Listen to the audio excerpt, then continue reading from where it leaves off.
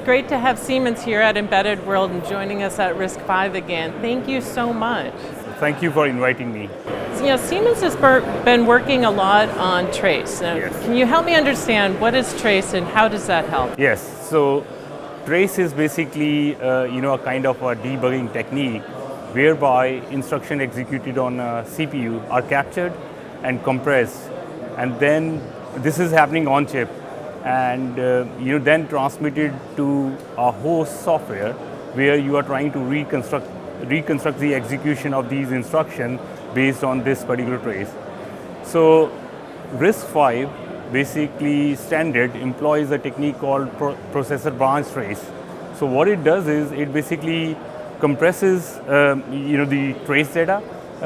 So you get a compressed trace, and basically by using a lot of compression you are able to do a lot of tracing, which solves many problems. Like you can do simultaneous trace on multi-CPU kind of architecture, and it provides then the further capabilities to trace for longer, and also it requires less bandwidth if you have to send the trace data off chip as well. So ultimately, how does this benefit translate for your customers? Yes, there are basically benefits on the technical side and there are benefits on the commercial side. So when we are talking about technical side, software engineers who are really making use of this trace data, they basically get a lot of visibility on how their software is behaving when it's run on a CPU core. And then, in addition to that, what they also basically achieve is they can do a lot of forensic debugging, they can do code coverage, they can do code profiling, and they can find various type of bugs which they might not be able to find with a kind of a normal traditional way of debugging. So these are the technical benefits, and in addition to that, there are commercial benefits, which is the idea here is to shorten the time to market by reducing this debug and development time. So that's basically the commercial benefits. Kind of tell me, what do you see as sort of the future? What's your outlook?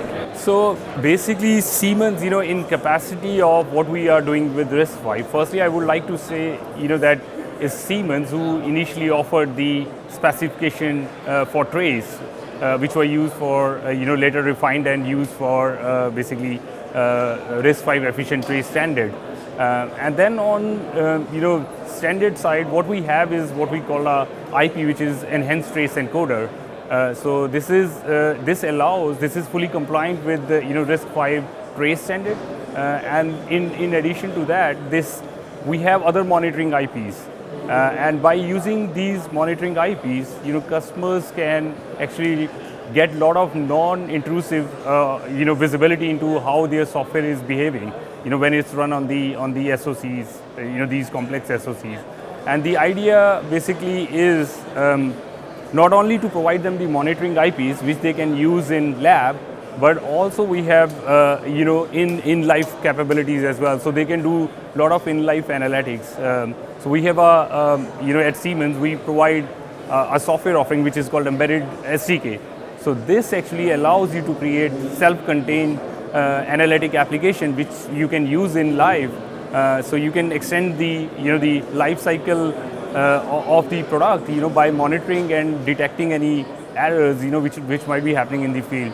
This is amazing. We're not just looking for parity, we're going for optimization. Exactly. So optimizing software is one of the key elements which we can provide to our customers. That's fantastic. Great, thank you so much, and Thanks. great to see you. Same here. Thank you. Cheers.